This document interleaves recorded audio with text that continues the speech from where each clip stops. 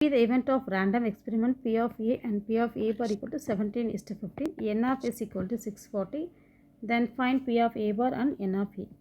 So இதை solve பண்ண first என்ன பண்ணணும்னா P of A and P of A பாரோட ரேஷியோஸ் எழுதுகிறோம். எப்போவுமே ரேஷியோஸ் வந்தாலே நம்ம என்ன பண்ணணும்னா டோட்டல் ரேஷியோஸ் கவுண்ட் பண்ணிக்கிறோம்.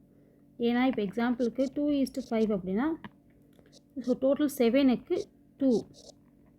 இப்போ ராஜு அண்ட் ராஜாவோட மார்க்ஸ் வந்து 2:5 ரேஷியோவில் எடுத்திருக்காங்கன்னா அப்போ 2/7 7 அவுட்புட் டோட்டல் 7ல் இவனுக்கு 2 டோட்டல் 7ல் இவனுக்கு 5 அப்படின்ற மாதிரி கேல்குலேட் பண்ணுறதுக்காக அப்போ டோட்டல் நம்ம கவுண்ட் பண்ணுறோம். 17 + 15 = 32.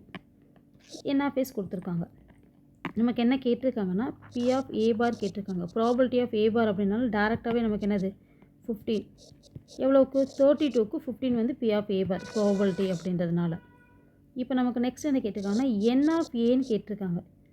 ஸோ N of Aன்னு first P of A calculate பண்ணணும். P of Aனா N of A / N of S.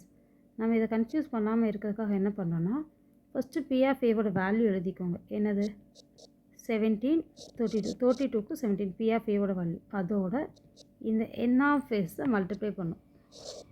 அவ்வளோதான். அதாவது N of Aன்னு கொடுத்ததுனால நம்ம இப்படி பண்ணுறோம்.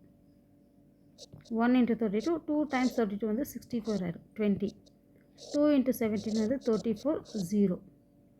ஃபஸ்ட்டு கேன்சல் பண்ணுறோம். அதுக்கப்புறம் நம்ம என்ன பண்ணுறோம் இருக்கிற நம்பர்ஸை மல்டிப்ளை பண்ணி எழுதுகிறோம். So N of A = 340.